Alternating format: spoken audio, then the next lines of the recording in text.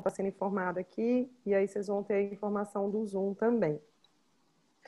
Nós vamos ficar aqui até as 20h30, então o tema é um tema que teria possibilidade de a gente passar dias falando a respeito dele, mas a gente teve que estipular um tempo máximo para essa conversa. Então, a gente vai ficar aqui até as 8h30 e, enfim, e aí depois a gente continua essa conversa num outro dia, num outro lugar, num outro momento.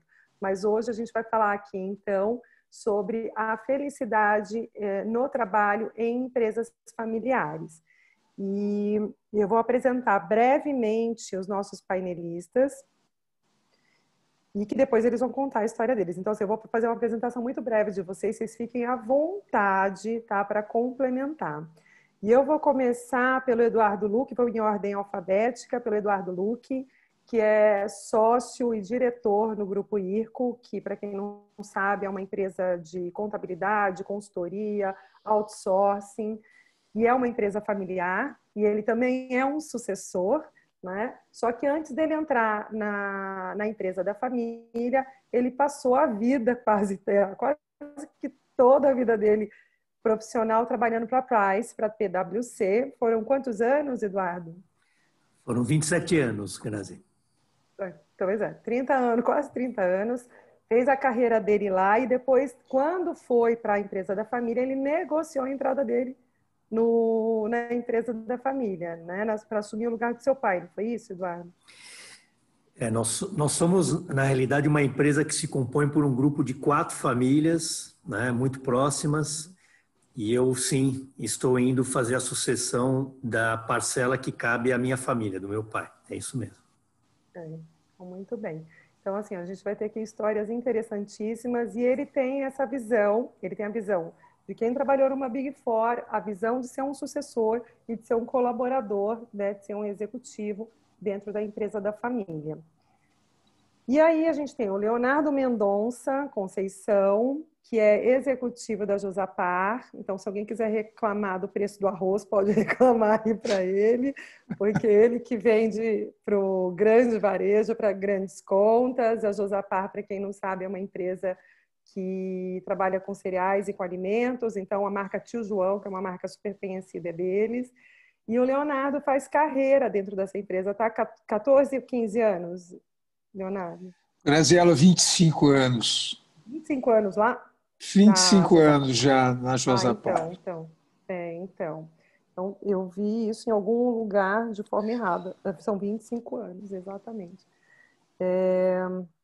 Muito tempo, né? Uma vida também, né? É, uma vida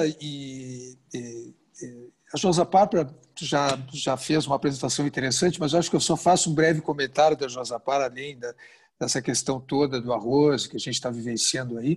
Mas a Josapar é uma senhora de 98 anos. É uma empresa que em 2022 vai fazer 100 anos. Mas é uma empresa ágil, é uma empresa inovadora, uma empresa da 4ª geração da família Oliveira, né? E é uma empresa que as pessoas, com certeza, e aí uma característica dela, e também das empresas familiares, trabalharem muito tempo.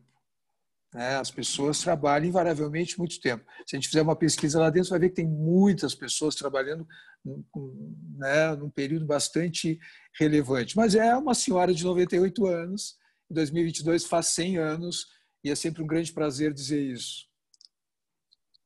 Valeu, Léo, obrigada. E aí a gente tem o Nelson Cury. O Nelson é também sucessor. Ele fez um movimento inverso do Eduardo. Ele começou a vida dele executiva dentro do grupo, né, dentro das empresas familiares da família dele. E chegou num determinado momento, ele resolveu sair e empreender e criar os próprios negócios dele. Então, o Nelson hoje, ele é sócio fundador da Cedar Tree, que é uma empresa de consultoria muito voltada, inclusive, para a sucessão. E também é o fundador do Fórum Brasileiro de Famílias Empresárias e faz parte do conselho da empresa da família. É isso, né, Nelson? Exatamente. Foi curioso aí de ver o profile dos outros participantes, porque eu tinha um desejo, quando eu era jovem, até sair numa revista que me entrevistaram, que eu queria trabalhar fora família, da empresa da família, para poder ganhar musculatura, mas foi uma discussão, primeiro embate, vou falar em conflito com meu pai e eu, porque ele queria que eu trabalhasse desde cedo na família, na empresa, e eu queria estudar e trabalhar fora, fazer um MBA e depois entrar. Mas eu acabei tendo que fazer, como você falou, Grazi, o inverso, que trilhei minha carreira dentro da empresa, saí e voltei durante 3 vezes fazendo meus empreendimentos, porque eu tinha esse desejo de primeiro, né, poder me encontrar e saber se realmente eu tinha o querer, além da vocação de trabalhar na empresa da família, mas o mais importante é saber, né, definir o meu papel ali dentro. E depois de passar por todas as áreas e ser executivo principal e ter ido para o conselho, eu acabei fundando aí uma plataforma de famílias empresárias para justamente proporcionar, trazer a importância da educação e da capacitação como forma de perpetuação do legado, né? Eu acredito muito que sem a capacitação, a continuidade do legado familiar é praticamente impossível. Quando eu falo capacitação, não é só estudar, mas também trilhar o seu próprio caminho fora e ver se você tem aquela vocação e o querer trabalhar na empresa da família. Então, interessante aqui os 2 cases e parabenizo aí o Leonardo pela quase centenária empresa familiar, que isso é muito raro no Brasil. Parabéns aí pelo trabalho. Parabéns, Eduardo, também pela carreira. É muito interessante trilhar, ter ido para o mercado e depois voltado. Então, vai ser um bate-papo incrível hoje à noite. E o Eduardo, gente, ele estava na Price, ele já era sócio de lá, que eu acho que era o cargo máximo, né, Eduardo, que tem dentro de uma Big Four, né? Talvez tivesse uma trilha dentro dessa sociedade, mas já estava num nível bem alto lá quando ele fez essa transição, né? Nesse tipo de empresa, a hora que você chega a sócio, você de fato vira a página e recomeça uma nova carreira, Grazi. Mas dentro da progressão de sócio, eu de fato já tinha uma posição relativamente sênior, só que a vida nos impõe desafios e chega uma hora que você precisa encarar esses desafios da forma mais natural possível, né? E eu tive a felicidade de talvez ter achado o momento oportuno para fazer essa transição de carreira. Eu me orgulho muito dos 27 anos que eu fiquei, tudo que eu aproveitei naquilo que me foi ofertado. Eu sou fã da autogestão de carreira, né? Nós precisamos entender que quem de fato é o principal responsável pelas nossas carreiras somos nós, independente de onde você atua, né? E eu levo muito da minha experiência de autogestão de carreira agora para dentro do nosso próprio negócio, né? Muito legal. E a gente está falando aqui, o Eduardo é 2ª geração e o Nelson, 3ª geração, né, Nelson? Isso aí, 3ª geração.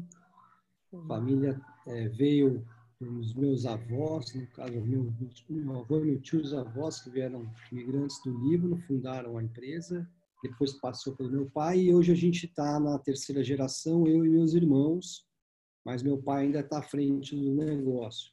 E já tem a 4ª geração que está vindo aí, meu filho tem 25 anos, mas ele foi trilhar uma das minhas não exigências, mas sonhos aí, que ele trilhasse a própria história fora da empresa, e ele conseguiu. Hoje ele mora em Los Angeles, trabalha numa Venture Capital, e ele está morando lá já há um tempo, se formou fora do Brasil, e vamos ver o que o destino traz para ele, mas a empresa ainda está na 3ª geração. Muito bom. Gente, o Nelson também tem um livro, né, que ele publicou, chamado Sucessão ou Morte da Empresa Familiar, né, onde ele explora bastante os desafios da sucessão. Então, para quem ainda não leu, não conhece, procure, porque é sensacional. Vai falar? Pode falar. Obrigado aí pelo merchan. O livro está também em forma digital na Amazon, também pode comprar fisicamente, mas foi um livro que eu escrevi, ele vem da minha tese de mestrado que eu fiz na INSEAD, sobre famílias empresárias, da questão da sucessão, e eu trouxe um olhar um pouco diferente do porquê que muitas empresas familiares não conseguem perpetuar e passar o bastão de uma geração para outra. Então, eu tive um olhar de entrevistar centenas de herdeiros, trouxe cases de vários herdeiros para o livro. Claro que eu não abro quem são os herdeiros, tem nomes fictícios, mas todas as histórias são verdadeiras.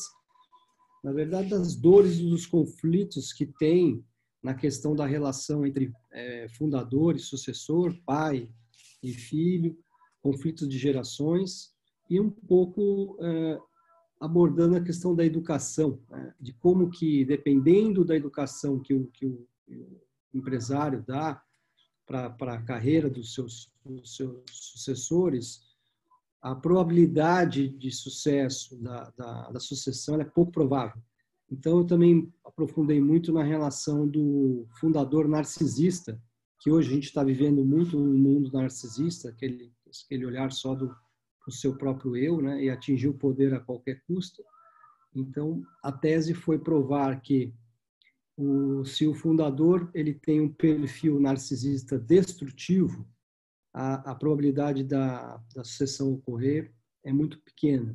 E os impactos que isso gerou nos filhos e na questão da continuidade também foi o que eu trouxe dentro do livro, mostrando que, como já foi falado aqui, você tem que ser protagonista da própria história para poder trilhar seu próprio caminho. E ali mostra muitas dificuldades que esses herdeiros tiveram, daqueles que foram também, né, obrigados a trabalhar na empresa, não tendo a vocação e nem a vontade. Então, a gente pode também falar um pouco disso, mas o livro é bem bacana, é fácil de ler e traz um olhar um pouco aí desse olhar do herdeiro com a relação com o fundador. Show, obrigada, Nelson. Bom, e temos o Vinícius Holanda, né, que supostamente, né, é o responsável pela felicidade dentro das organizações. É, Vinícius, que é RH da Votorantim. A gente tenta. A gente trabalha para isso todos os dias, né? Você sabe que amanhã a gente vai ter um painel muito interessante, que a gente vai falar sobre a responsabilidade da felicidade no trabalho dentro das organizações. Né? De quem que legal. né? Porque tem muita gente que ainda acha que é só do RH, né? Então, sim, RH, exatamente. Quando é tudo, RH, na verdade, muito individual, né? Quando é tudo, então tem os dois lados, né? Tem o lado organizacional, mas tem um lado indivíduo também, que conta bastante, né, Grazi? Pois é. Então, quantos anos de RH você tem, Vinícius? Boa noite a todos, pessoal. É um grande prazer estar aqui, inclusive ao lado dessas feras. Ao lado deles eu me coloco até na posição aqui de aprendiz, porque eu sou provavelmente o júnior aqui da turma. Eu tenho 12 anos de carreira em recursos humanos, né? Mas curiosamente, ao longo desses 12 anos, já é a quarta empresa na qual eu trabalho em recursos humanos mesmo, de origem familiar. Né, não por acaso, assim, na verdade por acaso, acho que foi coisa do destino, mas passei por 4 empresas, todas elas em fases muito diferentes, em etapas muito diferentes, boa parte delas já após um IPO, mas ainda sob um controle familiar, então ainda com a presença ali da família muito próxima, e hoje tenho a alegria de estar nessa empresa que, Leonardo, a gente já somos aqui centenários, né? O Votorantim aí fez 100 anos, já faz 2 anos. Então, a nossa média aqui está em 100 anos, Leonardo. E é muito bacana, é muito interessante também a gente parar para pensar que a gente trabalha numa organização familiar que leva consigo boa parte da história do Brasil, inclusive, né? Se a gente parar para pensar, estamos aí 1/5 da história recente do Brasil, né? Tirando o período pré-colonial. A gente viveu isso enquanto empresa, né? Então, como práticas, inclusive, sobre o que a gente vai conversar aqui, esse papo sobre felicidade, esse papo sobre práticas e como trazer esse ambiente feliz dentro do trabalho, isso foi evoluindo ao longo do tempo, né? E acho que isso vai estar muito na nossa pauta e estou aqui para aprender com todo mundo bastante. Show, obrigada, Vinícius. Bom, gente, são esses os nossos painelistas. A gente vai ter aqui uma diversidade muito grande, né, de olhar sobre a felicidade no trabalho. E a gente vai fazer assim, já como eu já disse no começo, vai ser dinâmico, então a gente vai promover algumas perguntas. E o que a gente quer é que vocês, através do chat, façam perguntas e interajam com os painelistas.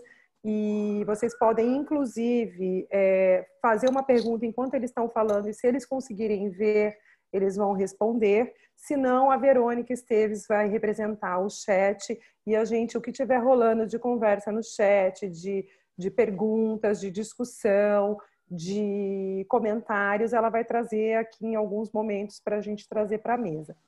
A gente vai fazer com as perguntas, eu vou direcionar algumas perguntas para os painelistas e vou pedir para os outros também que fiquem super à vontade para complementar, para perguntar, para questionar, para criticar, enfim, para a gente fazer disso um debate muito rico para todo mundo. Combinado? Então, vamos lá. Vinícius, vamos começar com você? Aproveitar que... O RH sempre na frente aqui, assim, para aquecer. Vamos lá. Para aquecer. Vamos lá para aquecer. Então, conta pra gente o que é felicidade no trabalho para você. Essa é uma pergunta bastante difícil, embora eu acho que tenha algumas respostas que a gente possa tornar palpáveis, né?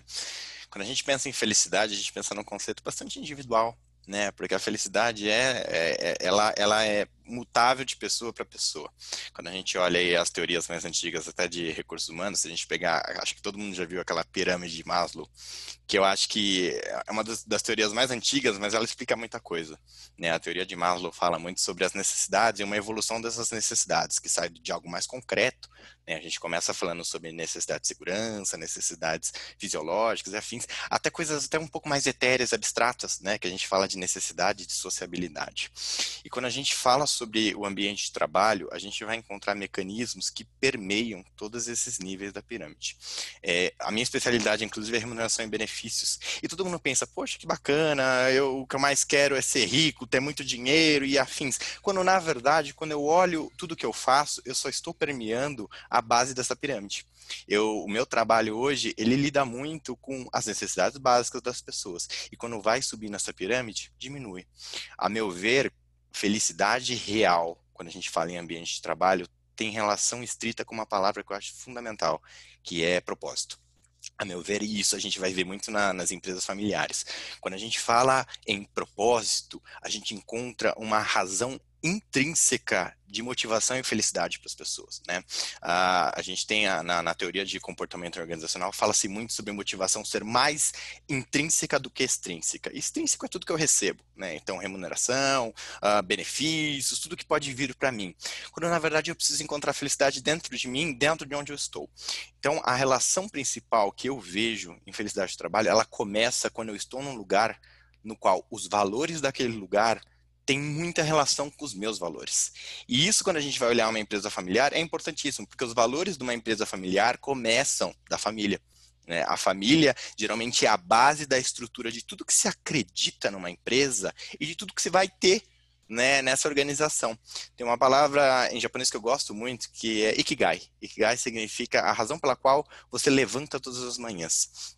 Eu acho que é importantíssimo uma pessoa que busca a felicidade no trabalho conseguir responder isso todos os dias, né? Todos os dias eu preciso estar ciente que eu estou fazendo aquilo que eu acredito, numa empresa em que eu acredito, inclusive, né? Que o meu trabalho, ele não está só gerando riqueza para a família, ou para a empresa, ou para os acionistas, afins, mas uma riqueza para fora, né? Para aquilo que eu acredito.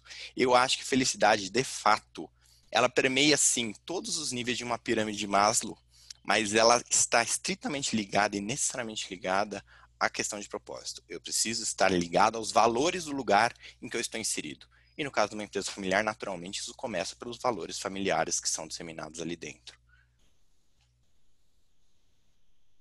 Uau, que resposta linda! Estou vendo todo mundo sorrindo aqui, né? Espero que bem. Então, minha pergunta vai para os outros, e que mais? O que mais é preciso? Vinícius, a tua resposta foi excelente. Eu acho assim, ó, além disso, eu também concordo com o Vinícius que propósito é uma coisa importantíssima, mas esse propósito, ele também, por horas, ele vai mudando, né, no decorrer da vida, no decorrer da trajetória que a gente vai vai trilhando e vai aprendendo e vai com isso evoluindo, né? E para que a gente permanentemente esteja em conjunto com esse propósito, a gente tem que se conhecer, a gente tem que ter a curiosidade e a coragem de olhar para dentro e se conhecer, né? E tudo isso não é muito fácil. É fácil falar, mas não é muito fácil a gente ter essa vontade de se conhecer, né? E quando a gente trabalha numa empresa familiar, né, e a empresa familiar tem essa emoção muito latente, né, se conhecer e conhecer a empresa que a gente trabalha, os controladores, né, quem fundou, o fundador da empresa, e linkar com os nossos valores, que é o que o Vinícius falou, é importantíssimo, né? E acho que também a gente ter a satisfação, né, conosco, a satisfação conosco no sentido de que a gente possa agregar, né, um algo a mais para a nossa empresa, porque naquele momento ela é nossa empresa também. E tudo isso é uma construção gradativa. Quando a gente consegue minimamente encontrar um pouco essas variáveis que vão mudando, porque elas vão mudando, elas não são estáticas, né? A gente tem momentos de felicidade muito interessantes, né? E é possível replicar isso. E tem uma outra coisa só para terminar, tudo isso faz sentido também, cada vez mais faz sentido no momento que a gente consegue sair do eu, da gente, das nossas necessidades, para o coletivo.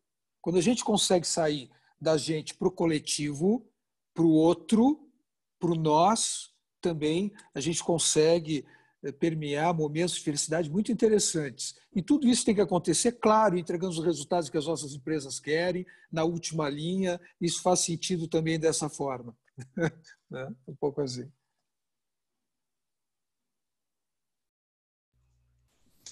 Leonardo, só até complementando essa sua última frase, ela é excepcional. Ela me lembra uma frase do Viktor Frankl, né, que foi um psicanalista que ficou preso durante o Holocausto, escreveu sobre a experiência dele. E ele falou muito sobre isso, né, que às vezes o grande propósito, a verdadeira felicidade ele encontrou no momento que ele ajudou pessoas a encontrarem o propósito delas e a encontrar a felicidade. E está estritamente ligado com isso que você fala sobre as relações, né?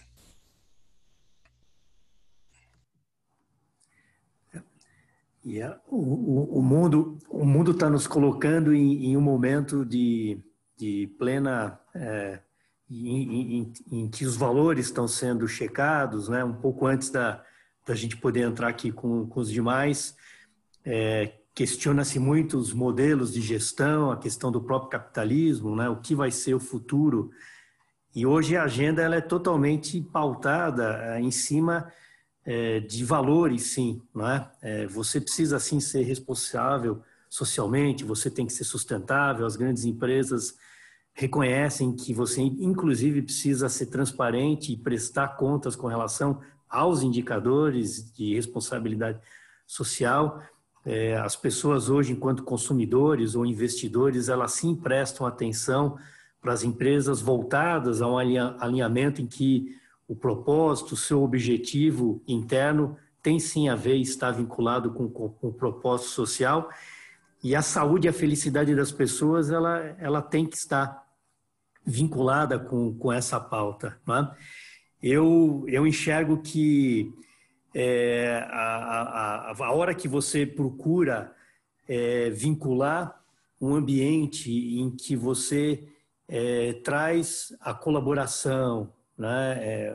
Um modelo mais orgânico, em que você empodera as pessoas, destrói aquelas hierarquias que a minha geração, ela cresceu em cima de um plano de progressão que sempre foi um modelo hierárquico, pautado no respeito. Hoje, as pessoas elas têm uma outra expectativa, o plano de progressão é diferente, né? Você precisa, de fato, entender que o ambiente de trabalho ele traz felicidade quando você dá transparência, você compartilha metas, você engaja as metas, as pessoas elas precisam entender o propósito da empresa, as metas do ano, na medida em que você atinge as metas, você tem que celebrar isso tudo como um time.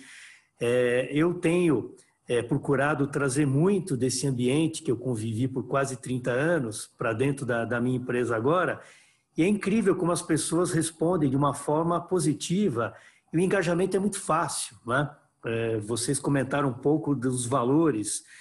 Dentro de uma grande corporação, às vezes a cultura ela é tão forte que você não tem sequer espaço para respeitar os valores individuais das pessoas. Em um ambiente de uma empresa familiar, eu vejo que a gente consegue brincar muito mais com essa questão do que é a cultura da empresa, você poder, respeitando a cultura da empresa, estabelecer uma análise de ameaças, oportunidades, estabelecer metas. É impressionante o nível de engajamento que você tem dentro de um ambiente familiar. E aqui só comentando um pouco, nós somos uma jovem senhora, comparada com os demais colegas, aqui o Léo Vinícius. A IRCO completou esse ano 63 anos, então, para uma empresa de prestação de serviços voltada para o que nós fazemos, que é a terceirização contábil fiscal, eu ainda estou para descobrir se somos ou não um dos principais e mais antigos escritórios aqui do Brasil, talvez sejamos um deles, né? E uma das coisas que me motivou a ida para a nossa empresa, eu fui justamente no momento em que a empresa completou 60 anos. E o marco de todo o desenvolvimento desse novo modelo que nós estamos propondo para os colaboradores, naquele momento nós chamamos de rumo aos próximos 60 anos. Então, os sócios fundadores, né, eles me deram o desafio, e a todos, da gente promover a empresa até os próximos 120 anos. Né? Então, a gente está com um desafio muito interessante de mover a empresa para os próximos 60 anos. Lá. O Eduardo, fala para o pessoal o número de colaboradores que vocês têm, porque o dia que eu descobri, eu falei, nossa, eu nem sabia que existia uma empresa que fazia serviços contábeis com tanta gente assim. Nós temos 450 pessoas, aproximadamente, Graziela, escritórios em Campinas, Rio de Janeiro. Temos uma base operacional no centro de São Paulo, que é um motivo de orgulho incrível. Nós estamos no mesmo endereço, na rua Dom José de Barros, bem próximo da Praça da República, há mais de 50 anos. Adoramos estar no centro de São Paulo, isso é um orgulho incrível. E aos poucos a gente tem acoplado novos sócios também a esse modelo em que a gente, de forma transitória, nós pretendemos cada vez mais uma empresa que presta serviços profissionais, diferentemente de uma indústria, né, e de outros modelos. Ela precisa, sim, em algum momento, pensar em fazer algum tipo de transição para que você consiga conciliar esse DNA familiar, mas está à frente, sim, de um modelo de uma empresa no nosso segmento também. Tá? Por isso que a gente está em um modelo de transição, mas que a gente não quer perder a raiz e o DNA desse modelo familiar que nós sempre tivemos. Isso. Nelson, acho que você ia falar alguma coisa, né?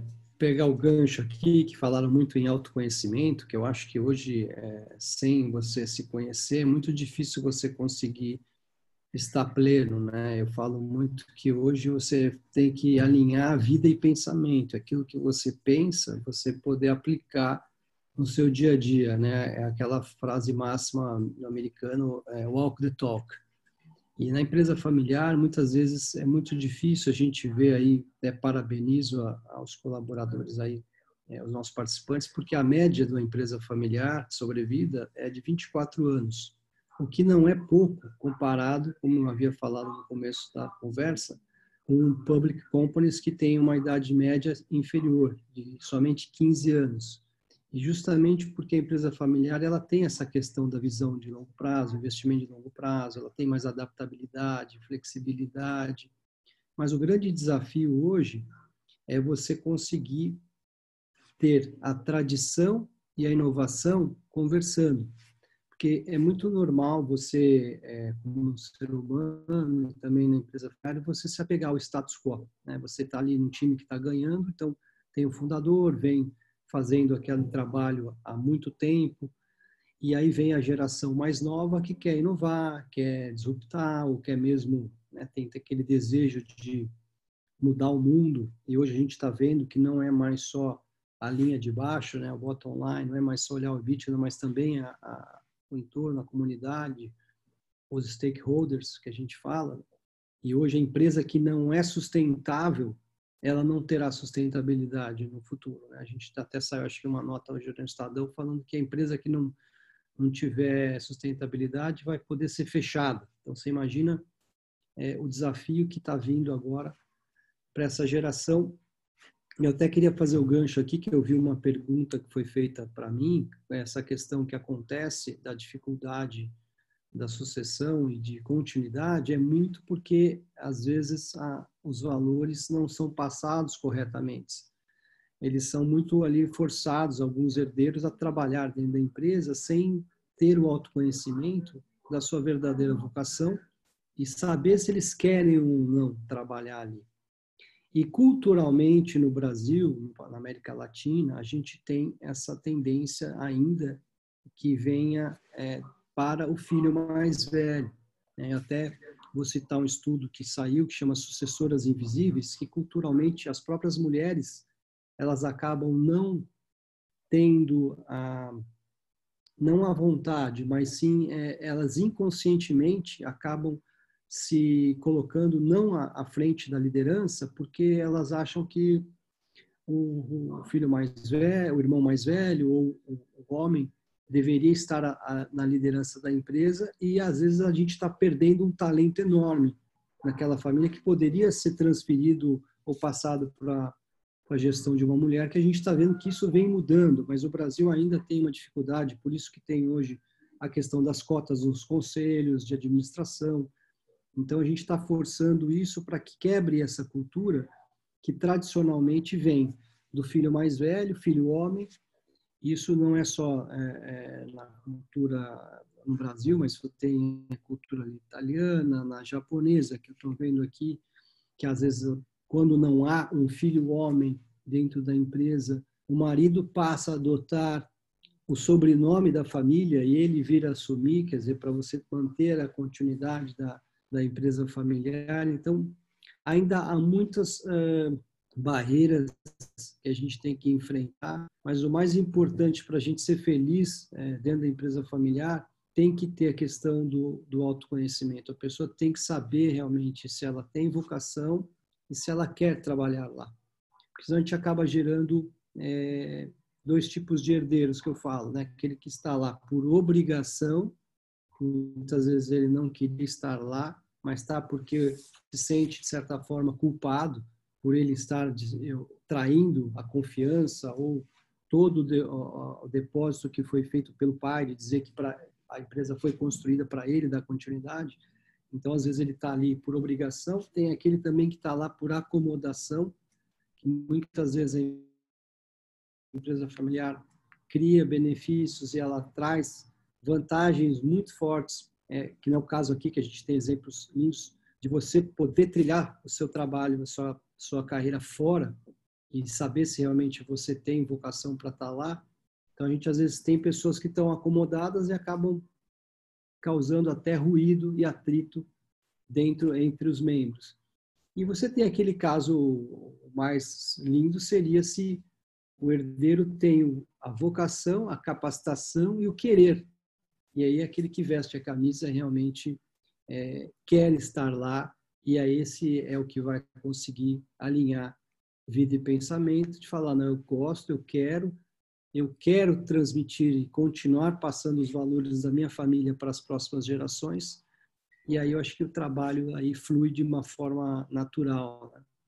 Então, achei bem bacana aí os exemplos e peguei esse gancho para responder que no Brasil ainda tem uma questão cultural a ser enfrentada, mas que isso vem sendo trabalhado, e a gente tem visto muitas, inclusive no Sul, né, tradicionalmente também, muitas mulheres hoje à frente dos negócios, e não há mais essa questão de gênero nas organizações.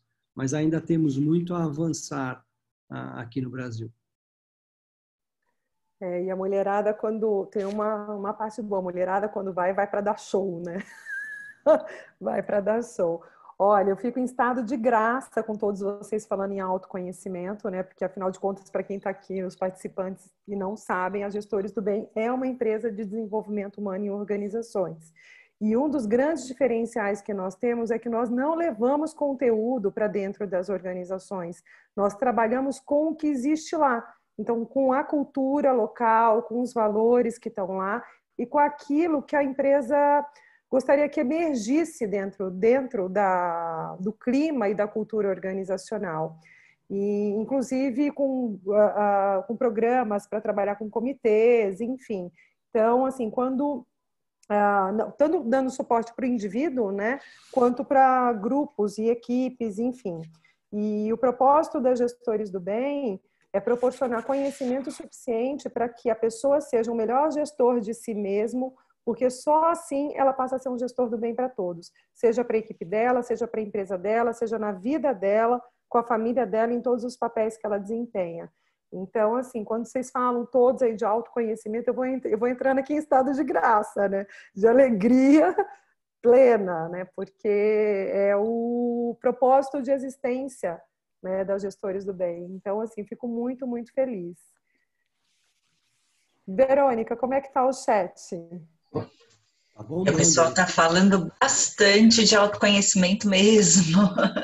Volta, né? Acho que em todos os painéis, né? A questão da importância da gente se reconhecer como frágil, vulnerável, para que a gente tenha aí também as nossas fortalezas salientadas. E aí, vamos ver se tem aqui a pergunta da Gisele. Como vocês enxergam o desafio das empresas familiares em manter a cultura diante da necessidade atual de evoluir para processos mais ágeis e engajar os profissionais mais novos? Pergunta bacana essa.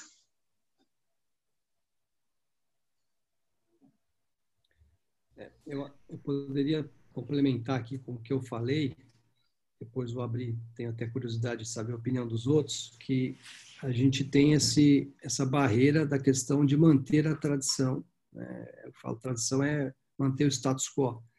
E que até vamos falar, uma década atrás, a gente via a questão da sucessão muito ligada na vontade ou no desejo do fundador passar o bastão quando ele estava pronto para isso, e havia uma certa paciência das gerações anteriores em esperar para poder estar à frente dos negócios. O que não acontece hoje. Tem uma pesquisa também que saiu da Harvard Business Review dizendo que a idade média hoje de um líder, membro familiar à frente dos negócios, ela é de 36 anos hoje. Inclusive o professor John Davis falou que hoje, para você manter essa questão da inovação, mexer na cultura, não é mais quando o fundador quer, mas sim quando a nova geração está apta a tomar a liderança. Então, as concessões hoje são muito maiores. E a questão da longevidade é um tema complicado, porque antigamente você falava que a expectativa de vida estava entre 60 e 70 anos, vamos dizer, então o sucessor ele ia assumir os negócios na casa ali dos 40, 50 anos, vamos dizer, porque também os casamentos eram mais cedos, e hoje os fundadores estão vivendo aí 70, 80, 90, até a gente tem pessoas que estão 80 e poucos anos, e ele se sente saudável e ele fala, bom, eu estou bem, eu estou com saúde, por que não ficar mais à frente dos negócios? Mas hoje a velocidade que está tendo nas empresas familiares, não só no empresa, mas no mundo, a questão da inovação, eu acho que, inclusive a pandemia tem mostrado isso, a gente acho que encurtou aí em 10 anos essa questão da nova geração à frente dos negócios. Então, a gente vai ver muitos negócios sendo disruptados pelas próximas gerações. E acho que o desafio vai ser, como eu tinha falado, alinhar tradição, que eu falo, os valores, com a questão da inovação, permitindo com que as novas gerações tenham espaço, tenham voz e possam trazer as suas ideias à frente. Então, a gente vai ter muito hoje a aprender e nós vamos ver nesse século a maior transferência de riqueza jamais vista na história. Né? Nós vamos passar para toda essa Next Generation o comando e a fortuna de muitos negócios, muitas empresas. Então, a gente vai vivenciar isso de uma forma muito intensa. Né? E eu tenho trabalhado com muitas famílias, trabalhando a questão das novas gerações, né? capacitando eles para estar à frente dos negócios e também podendo trabalhar o fundador para que ele tenha hoje abertura para melhorar a questão da comunicação e permitir com que essa inovação venha e não se torne uma barreira, mas sim uma oportunidade. Então, a inovação ela não é uma ameaça. A gente tem que olhar ela como uma oportunidade para que a empresa possa ir, como o Leonardo colocou, né, e o próprio Eduardo, mais 60, mais 100 anos, e a gente poder ver exemplos aí como nas empresas europeias e na Ásia, empresas com 1000 anos, né, com longevidade, e não no Brasil, que a idade média é muito baixa ainda, infelizmente. Puxando só um pouquinho de gancho, Nelson, desculpa, Leonardo, só fazer um comentário aqui que a Cristina colocou no chat, que ela falou tradição versus inovação, organizações mais tradicionais ou não. Então, uma vez que o propósito pessoal está alinhado com o propósito da organização, já é um bom passo para a felicidade no trabalho? Acho que tem um pouquinho a ver com o que você estava... Sim, sim. A questão de você conseguir transmitir os valores de geração a geração, mas inovando, vamos dizer, essa é uma grande característica da empresa familiar, que ela consegue, quando você consegue passar a cultura, vamos falar, esses valores mais intrínsecos, e até tem uma pergunta aqui, quando não tem sucessor, eu falo que antigamente tinha também essa questão de que empresa familiar tinha que não ter membro familiar trabalhando. Então, a empresa familiar não é bom nenhum membro familiar trabalhar. E hoje já se viu que você tem o DNA dentro da empresa e os valores ali dentro daquele membro, por que não investir, capacitar e fazer com que esse membro dê continuidade nos valores? Então, com certeza, se tem esse alinhamento, é muito mais fácil, né? E claro que quando não há nenhum membro capacitado, aí a gente tem que partir realmente, a gente tem aqui do caso de executivos que estão à frente dos negócios e você capacita os herdeiros para se transformarem em bons acionistas e não estar à frente no dia a dia dos negócios. Mas com certeza é uma vantagem se você tem esse alinhamento. Léo? Eu queria complementar um pouquinho. Eu acho o seguinte, eu acho que teve uma pergunta anterior um pouquinho de como é que atrair, né, pessoas novas de uma empresa familiar e de uma empresa, poxa, como essas nossas, né, que tem 60 anos, quase 100 anos, acima de 100 anos, com características bastante específicas, né? Eu na minha trajetória dentro da empresa, poxa, de 25 anos, né, eu acho que a primeira coisa que eu acho que a gente precisa definitivamente desmistificar, né, que na contratação de pessoas, e o Vinícius certamente vai poder falar muito tempo sobre isso, não existe mais essa questão de gênero, né? Esse gênero, essa questão de gênero, isso aí a gente precisa definitivamente não falar mais sobre esse assunto, porque esse assunto, gênero não muda, se é homem ou se é mulher, o que seja, né? E a questão da idade também, né, é uma questão que eu sei que é um pouco polêmica. Por exemplo, nos Estados Unidos, a gente vê que isso é uma coisa que acontece com frequência, a questão da força, né, da questão, dependendo da atividade que vai desempenhar, da função que vai desempenhar, né, talvez erroneamente, ao meu ver, a necessidade de uma pessoa mais jovem ou mais velha. No meu time de vendas, né, isso não é relevante. O que é relevante, o que a pessoa pode agregar dentro da sua função, dentro do seu conhecimento, dentro da sua experiência, que independe se tem 50 anos, 60 anos ou 25, porque isso é uma trajetória individual das pessoas, né? Então, eu acho que esse tema também precisa evoluir no sentido de que ele não seja mais levado tão em consideração. À medida que as pessoas vão se conhecendo, à medida que as pessoas vão agregando conhecimento, à medida que as pessoas vão pensando no coletivo, né, e menos no indivíduo, esse tema é um tema que começa, ao meu ver, a mudar de dimensão, né? Como que que a gente possa atrair pessoas mais jovens em empresas familiares, principalmente empresas de 100 anos, ou que seja, Esse tema também é importante, é evidente que é importante, mas ele começa, né, num bloqueio de nós mesmos sobre esse tipo de pessoa. Quer dizer, não precisaríamos ter esse tipo de coisa.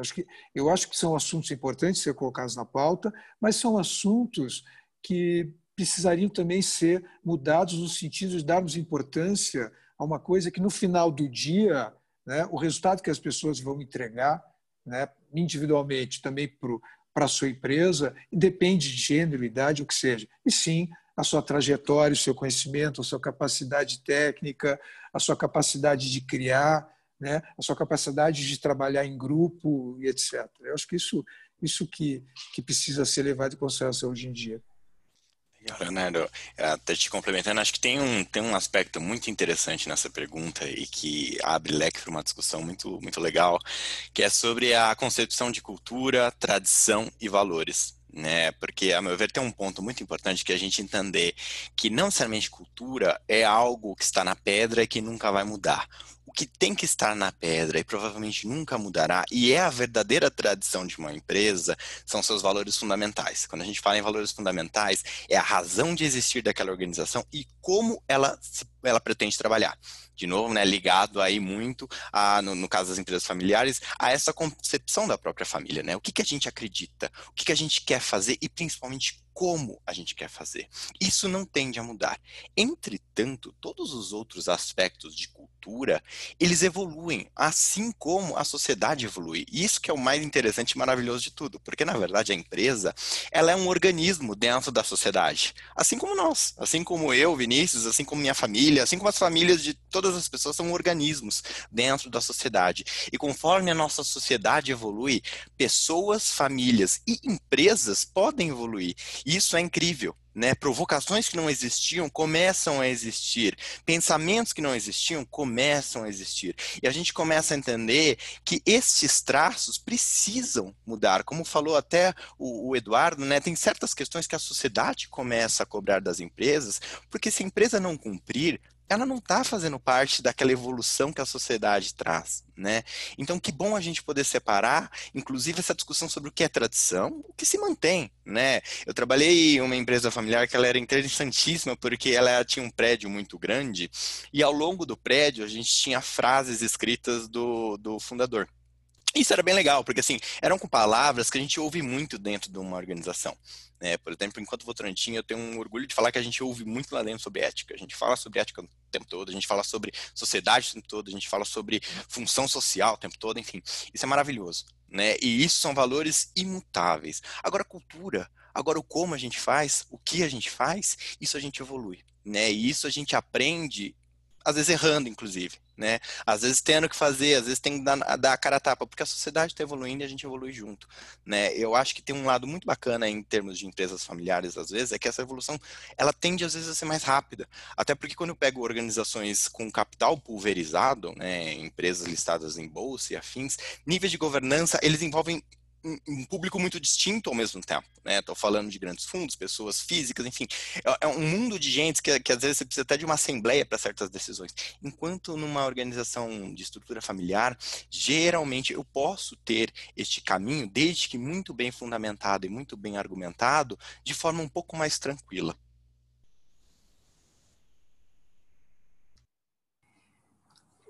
É curioso, quando nós, há 3 anos atrás, estabelecemos esse plano do rumo aos próximos 60 anos, nós resolvemos fazer uma análise estratégica e eu acompanhei ao longo de toda a minha vida diversas execuções de planos estratégicos e é incrível como alguns, talvez a maioria, eles dão errado, né?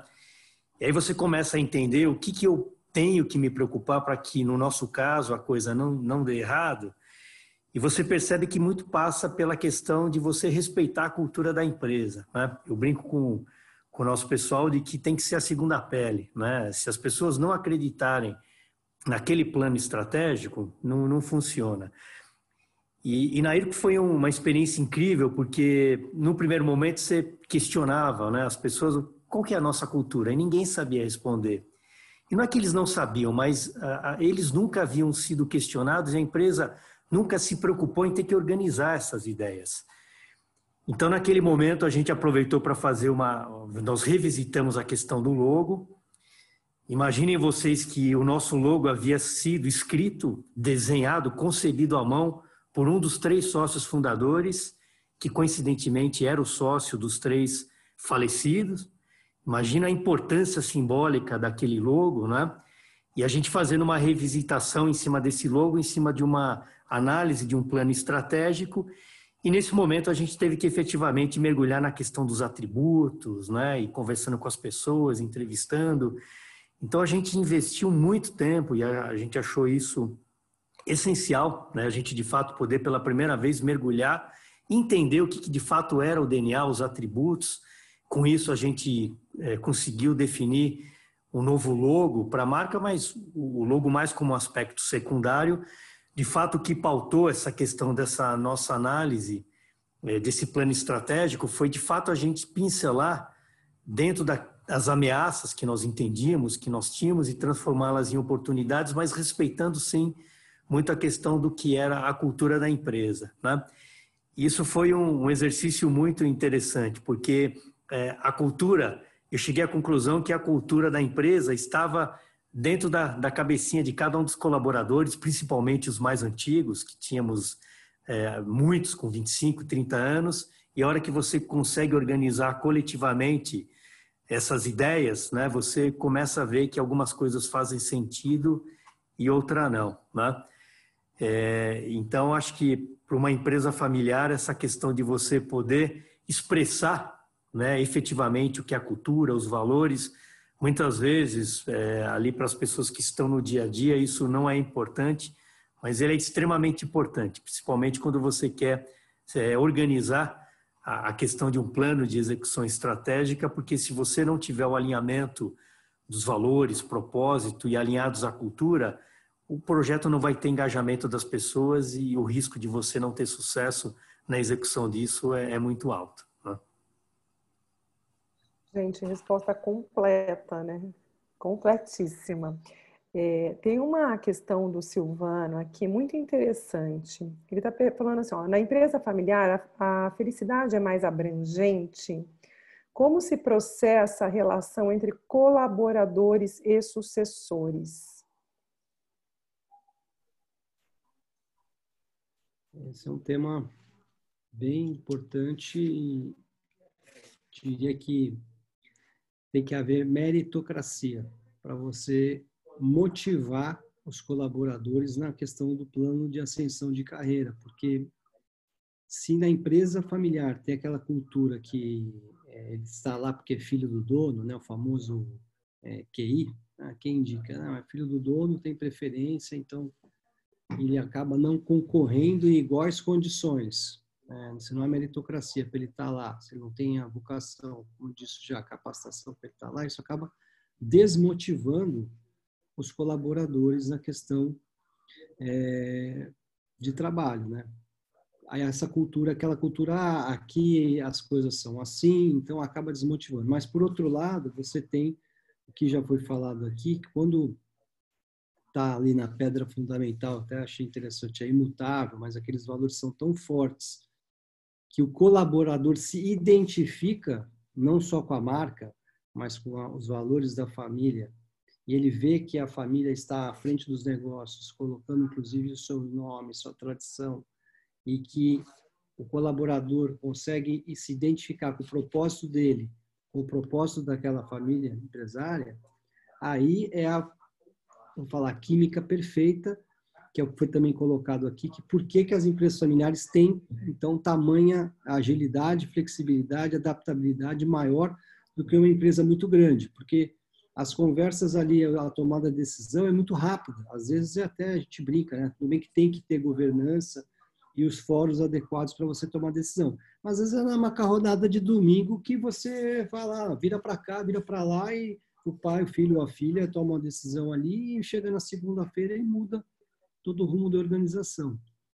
Mas o que foi perguntado aqui é muito importante você ter essa cultura e ter a meritocracia dentro dos negócios para dar oportunidade para esse colaborador. E ele, claro, ter a identificação com os valores da família ali. Então, e sabe o que eu estava pensando? Que você estava falando, eu estava lembrando de um cliente que está há muitos anos no banco, hoje é diretor estatutário de lá. E eu, numa conversa com ele, ele me revelou, ele falou, olha, quando eu fui contratado nesse banco, eu comecei lá embaixo, como caixa, sei lá, nem sei como. Mas começou lá no começo, com 18 anos de idade, né? Tipo, meu primeiro emprego entrou e se determinou, falou, eu vou ser presidente desse banco. Né? Então tá quase lá, tá quase chegando lá. Como é que, quando a gente vai falar de pessoas novas que chegam numa organização familiar, que vêm com o intuito de crescer, de se desenvolver, de progredir, de crescer junto com a empresa, e ela olha e fala, isso tem dono, né? Isso tem dono, isso tem uma família que é dona, até onde isso me cabe. E aí eu queria perguntar para o Leonardo e para o Vinícius o que eles veem nas pessoas dentro dessas organizações em relação a isso. Eu não sei se em algum momento você sentiu, em algum momento na sua vida, se você sentiu essa régua, sabe? Tipo, esse teto, né? É até aqui, né? Que eu vou ou não. E o que o Vinícius vê dentro da Votorantim também. Ou dentro das outras empresas, né? Também, né? Porque passou em várias. Graças a essa pergunta, ela é muito importante assim e lida, né? E lida exatamente com o dia a dia também das organizações familiares, independente do tamanho delas, né? É claro que a Josapar é uma empresa em transição. O Eduardo falou essa palavra e eu achei muito interessante, porque está na 4ª geração, é uma empresa profissionalizada há muito tempo já. Evidentemente que o nosso presidente, nosso vice-presidente são da família controladora, né? Mas é uma empresa que, a exemplo do que vocês todos estão falando, é uma empresa ágil, é uma empresa que nós temos muita autonomia baseada numa confiança, né, que foi, aos poucos, sendo conquistada. Né? Essa confiança existe por um tempo, por ações, por atitudes, né, por resultados e conquistas, né? De uma forma bastante prática. Né? Mas eu acho que, atualmente, né, a resiliência é uma qualidade importante no ser humano. Né? Nós somos muito ansiosos no sentido de acharmos que a gente controla a nossa atividade profissional e a exemplo de que daqui a 5 anos eu quero estar em tal lugar, etc. Eu acho que as gerações mais novas elas têm essa ansiedade mais natural mesmo, né? De um planejamento, olha, daqui a 2, 3 anos eu quero estar em tal lugar, eu quero fazer tal coisa e tudo mais. Mas, invariavelmente, esse controle ninguém tem. Né? E acho que a resiliência é uma palavra importante. Mas acho ainda que o valor da empresa familiar é também um fator, e estar conectado com esses valores nossos, com o da empresa, é importante. E também mais, quando uma empresa tem determinados produtos ou serviços e que a gente consegue perceber que isso traduz um link, né, ou uma conexão para um mundo melhor, por exemplo, ou uma conexão com questões voltadas ao meio ambiente, com questões voltadas a esse carrossel que é a vida, né? Com essa tempestade da nossa vida, que a gente tem situações, por exemplo, estamos passando uma pandemia, 1 ano atrás, quem é que ia imaginar que teríamos passado por uma pandemia? Tudo mudou, não se controla mais as coisas. Né? E quando o executivo dessa empresa percebe que ele está no limite, né, de um salário ou de uma posição, né, mas ele percebe também que existem situações dentro desse limite, que não são quantificáveis dentro de uma posição que a pessoa quer almejar, e que dentro disso tudo tem um propósito e tem situações qualificáveis de valores. Essa empresa está fazendo alguma coisa, né, para o bem, digamos assim, da humanidade. Não de uma forma maior ou menor, o executivo também equilibra a sua vontade financeira, econômica, em prol de uma outra situação. E acho que cada vez mais as pessoas estão buscando isso, esse equilíbrio do material com questões mais subjetivas. Né? Desculpa te cortar, mas é que eu lembrei agora que tem a ver com propósito, que a gente já falou bastante aqui no começo dessa conversa, né? Com questões mais subjetivas, né, Grazi? Com questões que não são tão quantificáveis assim. Aí a gente termina entendendo que em algum momento a gente pode ter uma oportunidade e que essa oportunidade pode ser atrelada de uma outra forma, que não é o próximo salário, o próximo cargo, a próxima posição. Acho que a história que você traz, Grazi, ela é bem interessante e ela tem a ver com algo que eu, pelo menos, acredito bastante, que é para tudo que a gente for fazer, que primeiro a gente saiba aonde queremos ir. Né? Tem um trecho de Alice no País das Maravilhas muito legal, que o gato fala para Alice que para quem não sabe onde quer chegar, qualquer caminho serve. Então, na verdade, quando a gente sabe onde a gente quer ir, aí sim a gente começa a falar sobre o caminho. Né? E esse é um caso nítido sobre isso. Eu tive a alegria de trabalhar em empresas familiares que, na realidade, elas já tinham um nível de governança estabelecido super avançado e um nível de justiça interno muito grande. Naturalmente, isso permite para as pessoas chegarem até onde elas quiserem, na verdade, né? Porque o que acontece é que nas nossas empresas, naturalmente, quando você entra numa empresa familiar e você pensa no membro familiar, você já tem uma relação mínima ali de respeito. Né, você pensa naquela pessoa como, nossa, é o dono da empresa, é uma pessoa super importante aqui dentro e tudo mais. E o que eu vejo, por exemplo, dentro da Votorantim, é que esse respeito é extremamente mútuo, e isso é muito bacana, que é o ponto que, claro, todas as pessoas têm um respeito muito grande pelas pessoas da família, mas as pessoas da família têm um respeito muito grande por cada empregado. Então, quando eu tenho, por exemplo, relação em que um familiar e um colaborador são pares, eles são pares. Né? A gente não vê travessias, a gente não vê um tratamento superior, a gente vê um tratamento de iguais. E isso é muito interessante e muito bom para ambos os lados, até porque dentro dos colaboradores da empresa, nós temos pessoas com níveis técnicos e comportamentais extremamente importantes para o andamento daquela organização e para o objetivo do próprio acionista. Né? Quando a gente tem uma família como dona de uma empresa, isso é bem interessante, acho que foi até falado aqui, né? A gente olha muito mais para o longo prazo. Né, tende-se a olhar o longo prazo, porque quando você tem uma empresa de capital pulverizado, você tem múltiplos interesses. Né? Eu posso comprar uma ação amanhã e vender ela no dia seguinte. Meu interesse foi de curtíssimo prazo. Né? Então, depende muito do rol de pessoas que estão envolvidas. Quando você tem uma empresa familiar, tende-se, né, não necessariamente, mas tende-se a olhar mais a longo prazo. E quando você acredita que o mais importante ali dentro são critérios justos de sucessão, inclusive que envolvem as pessoas que não são membros da família, você tem essa longevidade ainda mais assegurada, né? Porque você tem, inclusive, o critério de ter opiniões, claro, de dentro da família, opiniões de membros da família dentro do board ou dentro aí de decisões que são tomadas na empresa, mas decisões de pessoas que não têm relação com a família, que têm uma visão bastante técnica, que têm uma visão de, inclusive, outras empresas, outras experiências, e essa mescla, ela é fundamental para o sucesso da empresa, né? Não é à toa que essas empresas têm uma longevidade bem assegurada, como a gente tem falado aqui. Muito bom. Bom, então, família e negócios se misturam até um determinado ponto, é isso?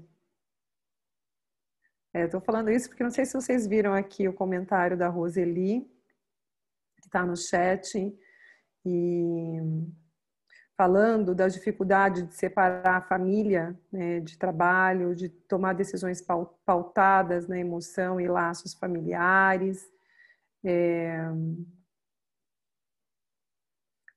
Inclusive ela coloca, a não ser que ela trate todos os colaboradores como família, né?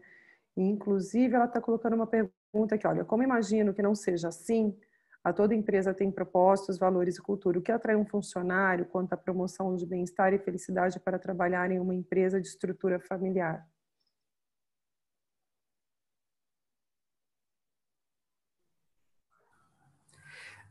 Nós fizemos uma pesquisa de clima e é interessante isso, porque eu vejo que numa empresa familiar as pessoas tendem a acreditar que as promoções e as pessoas elas progridem por questão de uma relação mais próxima, né? Um alinhamento de fato mais próximo com os chefes. Né? E por mais que não seja isso, né? Fica aquela impressão de que é assim que as coisas funcionam. Né? o que nós fizemos, e isso tem sido super bem recebido, é que efetivamente a gente estabeleceu metas, né? Hoje a empresa ela tem metas que são metas da empresa, existe um determinado peso em que, atingindo-se as metas da empresa, você cai para as metas diárias, metas individuais. As metas individuais estão atreladas a uma avaliação de desempenho, né, que é discutida entre os gestores, e você percebe que muitas vezes poucas pessoas que eventualmente têm essa tendência de, ao longo dos anos, promover esse tipo de promoção, elas acabam contaminando muito, né, a percepção de todas as áreas e da empresa como um todo, né? Então, às vezes, você precisa de fato tentar dentro da empresa identificar aonde que podem estar esses focos, né, de uma percepção equivocada, que de fato não é o que acontece na empresa como um todo, e com muito trabalho do RH, e você de fato conversando, explicando para as pessoas como é que as coisas funcionam, formalizando, né? As pessoas têm direito a ter um feedback, não é? E você tem que de fato formalizar algumas questões que no passado nós entendíamos que não eram tão importantes assim, mas você de fato tem que formalizar pela questão da transparência no processo, né? Mas eu acho que as empresas familiares, elas de fato, eu acho que é uma tendência mais natural em você criar essa percepção de que de fato as pessoas progridem porque estão lá, né? E são mais alinhadas por questões de relacionamento e não mérito. Agora, Grazi, eu fiquei surpreso porque o Léo comentou isso, a quantidade de pessoas que estão na IRCO há muito tempo, né? Foi um negócio incrível e eu tenho dificuldades de convencer o meu pessoal a trazer pessoas de fora para trazer aquele equilíbrio que o Vinícius comentou, né? Então, a gente tem que achar o equilíbrio, né? É super interessante quando você consegue trazer algumas pessoas para poder, de fato, ter uma visão de fora. A empresa familiar, ela tende, principalmente a nossa, que tem um viés muito técnico, de atuação muito técnica, você tem uma tendência em que o grupo se feche por muitos tempos, fique lá e por anos na questão da lealdade, as pessoas fiquem por décadas. E algo muito interessante que nós fizemos para os 4 ou 5 principais executivos seniors, a gente tirou eles totalmente da zona de conforto que eles vinham, né?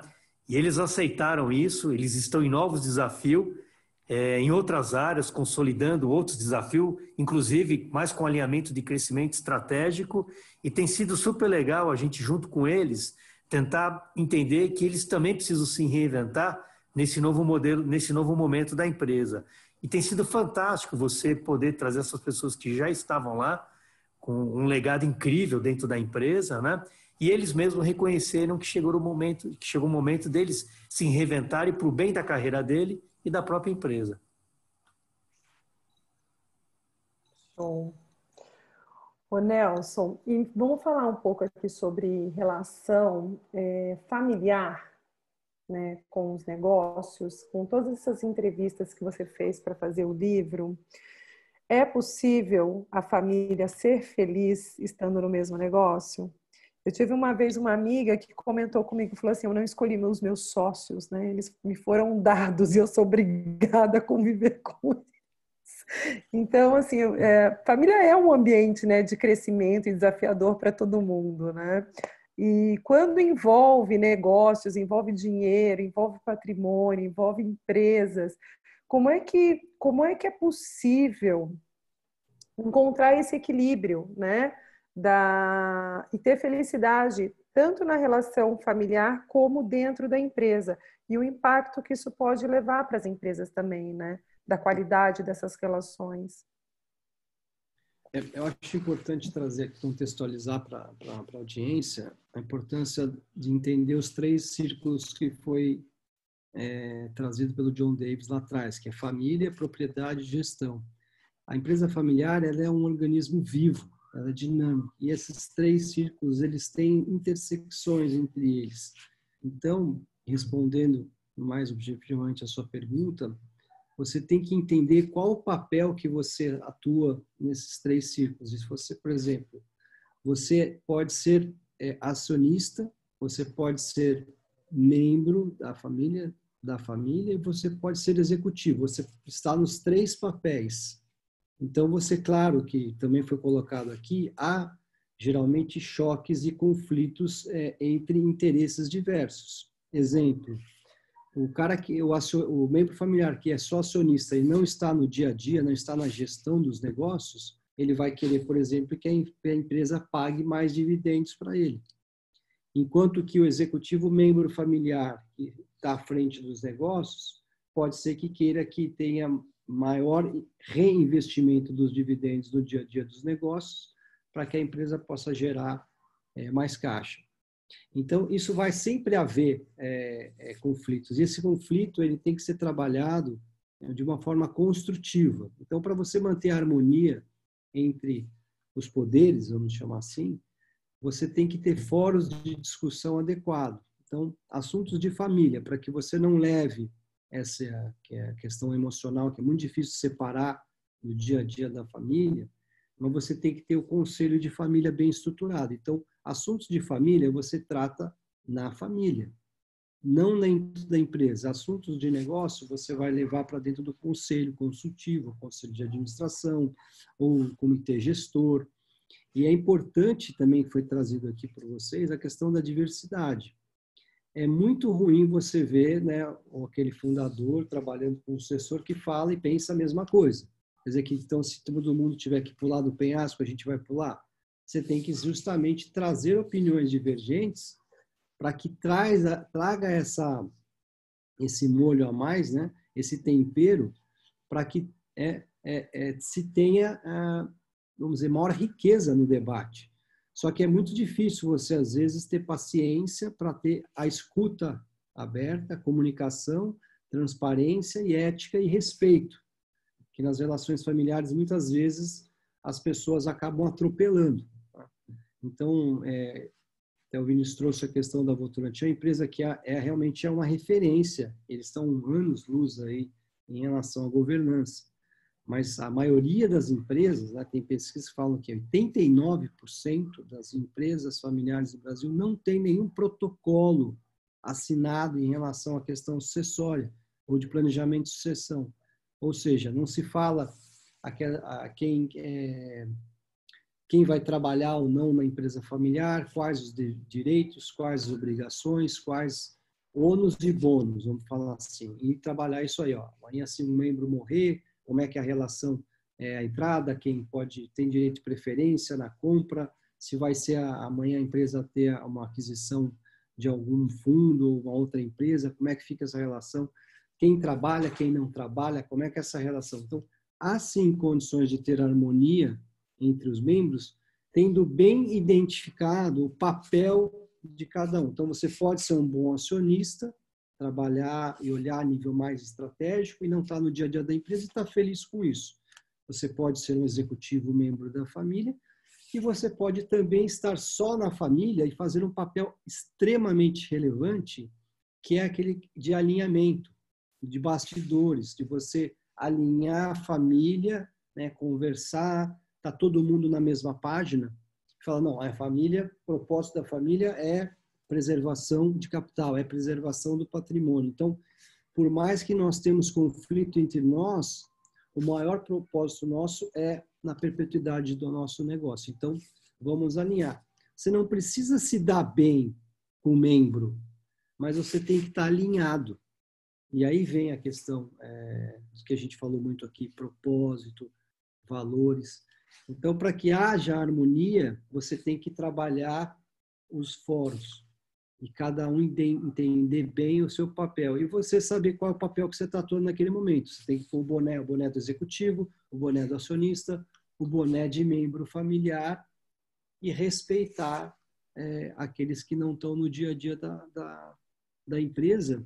Então, comunicação, conexão, capacitação e controle. Então, trabalhar a comunicação é muito importante na empresa familiar.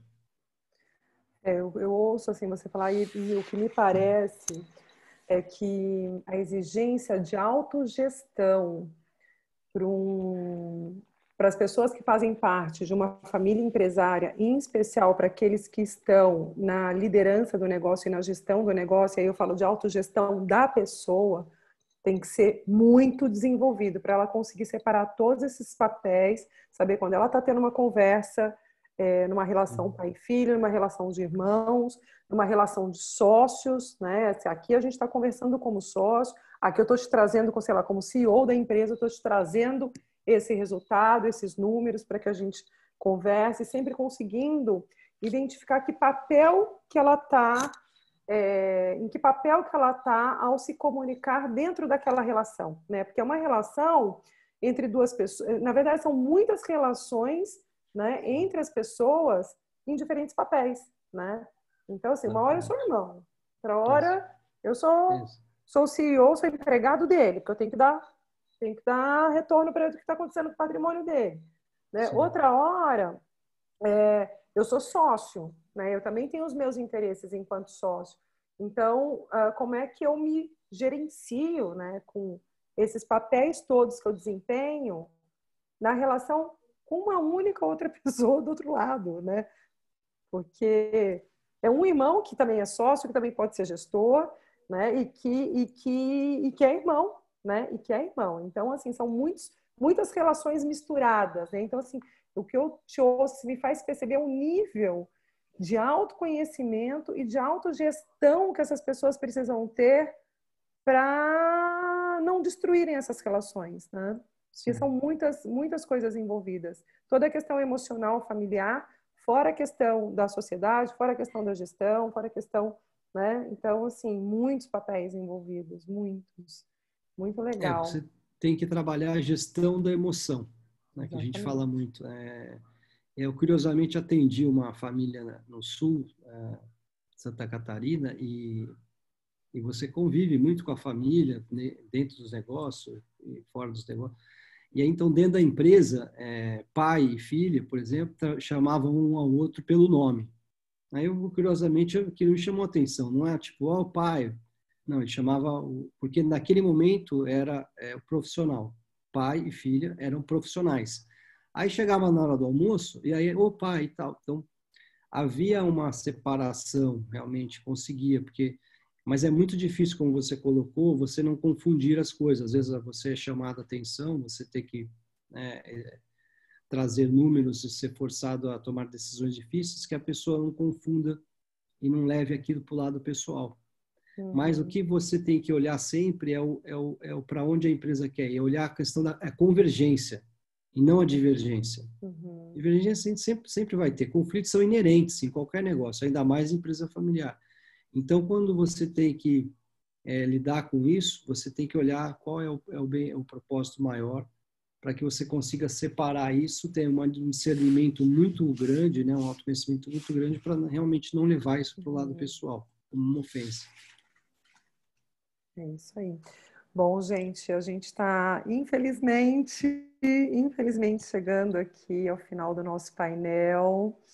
E a gente tem assunto aqui para virar dias conversando sobre isso, né? Porque, afinal de contas, a gente está com o papel do colaborador que fez carreira dentro de uma empresa, o RH, que também está há 12 anos já dentro da mesma empresa, Vinícius, 12 anos não, né?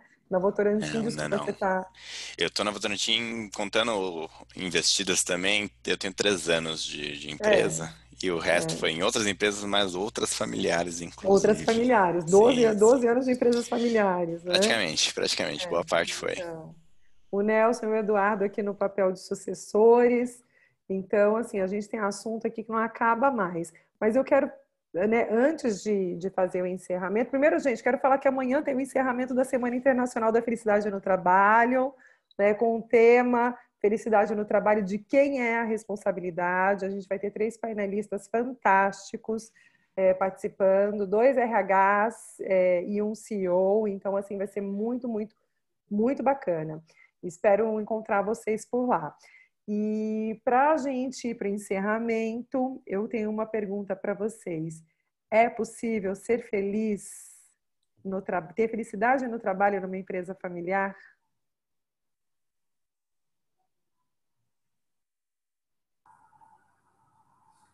Sem dúvida que sim, Graziela. Você sabe que uma das curiosidades, isso eu ouço de outros, a gente tem a honra de poder ainda ter a convivência de dois dos sócios fundadores, o meu pai é um deles, e os meus pais, e perguntam para o meu pai, ele diz, né, ele, com mais de 60 anos na empresa, que nunca foi trabalhar um dia que ele não estivesse feliz, tá? Isso é algo que marca muito os outros, né? Porque você, dentro de... Um dos colegas comentou a questão da felicidade, o momento nosso de felicidade, né? E eu vejo muito por aí também. Eu tive a oportunidade de, muito jovem ainda, fazer um programa de intercâmbio nos Estados Unidos, com 24 anos, casei, mudei. E era um momento tão feliz na minha vida que os desafios eram tão grandes, mas a gente passava por um momento que era tão único, viver num outro país, com tanta coisa que a gente tinha que fazer lá, que até hoje aquilo nos marcou muito. E eu fico me questionando se, de fato, aqueles 3 anos foram, de fato, os 3 anos mais felizes que eu tive no trabalho, na minha vida, ou é porque foram os 3 anos mais felizes para mim, né? E é muito difícil você separar. Então, eu acho que a questão da felicidade, ela vem de dentro, né? Eu acho que a questão da família, de ser empresa familiar ou não, acho que é muito do momento pessoal de cada um de nós, mas certamente é uma missão que eu acho que nós temos que levar de dentro para nós. Isso, a gente tem que transmitir essa felicidade para os demais colaboradores, e eu acho que isso tem que ser uma missão. Eu acho que cada um de nós, no dia a dia, quando sai de casa, tem que ter a missão de poder levar essa felicidade, transmitir essa felicidade para os demais. Isso tem que ser como o vírus, que no dia a dia a gente contamina a todos. Isso vai fazer bem para todos nós e para a sociedade como um todo.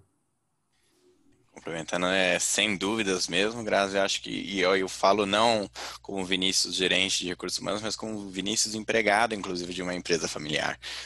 E é muito curioso que quando eu atrelo a minha felicidade em estar na Votorantim, ela é, claro, em parte pelo meu job description, né? Ela tem que ter a ver com o que eu faço, né? Eu tenho que gostar do que eu faço, senão não tem como você estar feliz sem gostar do que você faz. Mas mais do que isso, está muito atrelado a coisas que não estão na minha descrição de cargo, que na verdade estão ligadas ao que a minha empresa faz. Quando eu vejo a história da Votorantim em relação à história que eu mencionei do nosso país, né? Quando eu vejo as ações que foram feitas, quando eu vejo as ações que a gente tem de impacto frente à sociedade, quando eu vejo os nossos posicionamentos nesse momento frente a uma pandemia, frente a como a gente pode ajudar as pessoas, como a gente pode melhorar a sociedade, enfim. Tudo isso tem muito a ver com o que eu, Vinícius, acredito. Né? E eu acho que hoje a gente chegou num momento em que as pessoas, elas precisam muito saber onde elas estão e se tem a ver aquilo com elas, né? Tem um filme que eu acho espetacular, indico para todos, quem não viu ainda, Tempos Modernos. É um filme engraçadíssimo com o Charlie Chaplin, mas tem uma cena específica que ela é importantíssima, que é a cena em que o Charlie Chaplin é um apertador de parafusos, né? Ele faz isso o tempo inteiro, mas em determinado momento na confusão, e toda a graça da coisa, ele descobre o que, na verdade, aquele parafuso que ele aperta está gerando lá na frente. Isso pode ser que seja muito comum lá atrás. Há muitos anos, talvez a gente não ligasse ou não soubesse, inclusive, o que a gente está fazendo. Hoje, isso não existe. Eu preciso saber o que a minha empresa está gerando e, principalmente, como a minha empresa está gerando. Eu preciso saber se eu acredito no produto final dessa empresa e se eu acredito também em toda a trajetória que essa empresa faz para gerar esse produto final. A felicidade, pelo menos em tempos modernos reais, a gente só encontra nesse matching, né? E eu posso dar um exemplo aqui de que sim, é muito possível a gente encontrar essa felicidade.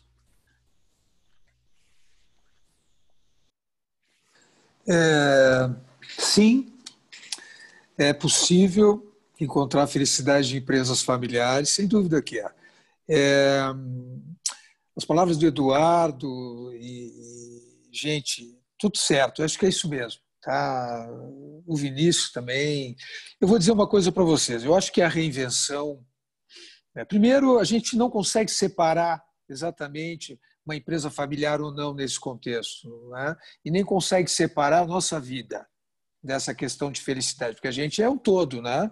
A gente tem o nosso trabalho, a gente tem a nossa família, a gente tem os nossos propósitos, a gente tem o nosso ideal de vida, né? E tudo isso é uma salada de fruta em algum momento, né? Esse é um ponto. Mas eu acho que a reinvenção diária, o repensar, o perceber o ambiente que você está dentro do seu trabalho, né? O olhar para dentro da sua vida pessoal e do seu trabalho sem aquela posição, estou falando como executivo agora, sem aquela posição de ser vítima, né? E sem depositar a solução da sua felicidade na sua empresa. A sua empresa tem o papel dela, você tem o seu papel, existe uma troca ali, né? Se você não está feliz ali, você tem a liberdade de sair. Se você está feliz, porque a felicidade também não é não ter problemas, né? A gente está para resolver problemas, os executivos estão para resolver os problemas que são inerentes àquela função. Então, não é, né, uma vida linear, perfeita, sem resolver problemas. A gente está para resolver problemas, tem dias que são bons, tem dias que não são. Agora, é possível? Com certeza é. Tem momentos fantásticos. Eu tive momentos, puxa, fantásticos no meu trabalho. Foram 25 anos que eu olho para trás, eu posso falar muito tempo para vocês dos momentos felizes e incríveis que eu tive trabalhando na Josapar. Tive problemas? Com certeza tive. Mas não depositar na sua empresa a solução dos seus problemas. Isso não é uma coisa salutar. Não é. E se reinventar. Diariamente, acordar de manhã e perceber o que a gente tem que fazer, não tecnicamente da sua função, mas observar o cenário, o ambiente, o mundo que você está, né? E perceber que se você está enquadrado nisso tudo, de uma forma em que você consegue se olhar e ver que você está bem, feliz, está tudo certo, né? Esse dia foi extremamente positivo. Acho que é um pouco assim. Eu ia dizer que é isso mesmo que vocês falaram, é fazer o que você gosta, né? Meu pai sempre perguntava para ele como é que ele tinha tanto sucesso, e ele respondeu para mim uma vez falando: eu faço o que eu amo. Então, se você faz o que você ama, é como se você não tivesse que trabalhar todos os dias. Então, é essa máxima que eu coloquei desde o começo, é walk the talk, é você alinhar o que você pensa com os seus atos. E se você não está feliz, vai buscar só a felicidade. Acho que é importante que você colocou, não se vitimizar, né? Você tem que buscar ser o protagonista da sua própria história. Eu tenho uma frase que eu gosto de dizer, que é o seguinte: quando você for escrever a história da sua vida, não deixa ninguém segurar a caneta por você. Seja você o protagonista da sua própria história. Então, felicidade no trabalho é você ser o protagonista, você ser o agente da transformação sua e ao entorno. Você estando feliz, você, né, transborda amor, alegria, fazer as coisas com amor, você transforma não só o seu trabalho, a sua comunidade, mas também o mundo. E parabéns a todos aí pelo maravilhoso debate. Gente, parabéns, vamos todo mundo aqui, olha, nas reações, dar palmas para os nossos painelistas. Sinto muitíssimo da gente ter que terminar, porque eu tenho um monte de coisas que eu gostaria de perguntar, mas a gente tem que terminar pelo respeito do tempo de todos, né? E espero ter a oportunidade de encontrar vocês em outras conversas dessas também, né? E queria agradecer muito a disponibilidade de vocês em participar desse evento, em participar desse movimento da felicidade no trabalho aqui no Brasil, porque a primeira edição que está acontecendo aqui já vem acontecendo em outros países, e a Gestores do Bem, por um alinhamento de propósito muito grande com esse movimento, decidiu em 2 meses, gente, a gente organizou em 2 meses esse evento, essa programação dessa semana. Foi uma loucura, mas a gente, quando descobriu, a gente falou, não, vamos fazer porque o momento está pedindo, né? A gente está precisando falar um pouco de felicidade e de felicidade no trabalho, porque o trabalho veio passando por uma transformação muito grande aqui nos últimos meses, né? Com essa história de pandemia, home office, criança fazendo aula no computador dentro de casa, né? Falta de estrutura, enfim, tudo isso. Então, quando surgiu o tema, até a minha primeira reação, eu falei, gente, será que a gente não vai levar ovada, né? Falar de felicidade no trabalho nesse momento? E a gente decidiu, não, vamos falar de felicidade no trabalho sim, porque pelo que a gente entende sobre felicidade, é uma coisa que depende do indivíduo, né? Então, vamos falar sobre felicidade, conectar as pessoas com isso, para até mudar um pouco do clima que a gente está vivendo, né? Dentro do mundo, do clima mundial que nós estamos inseridos. Então, a gente só tem a agradecer aos participantes que estão aqui, a vocês que vieram, né, que cederam um tempo de vocês, ao apoio na divulgação por parte dos painelistas, porque todo mundo se envolveu nesse movimento e divulgou e foi atrás de gerar mesmo esse movimento, porque essa programação que a gente fez é uma programação inicial. O nosso objetivo é que isso se espalhe, né? E que todas as pessoas desenvolvam o seu autoconhecimento para que sejam um dos melhores gestores de si mesmos e gestores do bem para todos. Então, uma boa noite para todos. Boa noite, pessoal. Obrigado. Boa noite. Obrigado pela presença. Muito boa noite para todos. Gratidão por esse momento. E sejam felizes. Sejam felizes. Obrigado a todos. Muito bom. Valeu. Tchau, tchau. Tchau, tchau.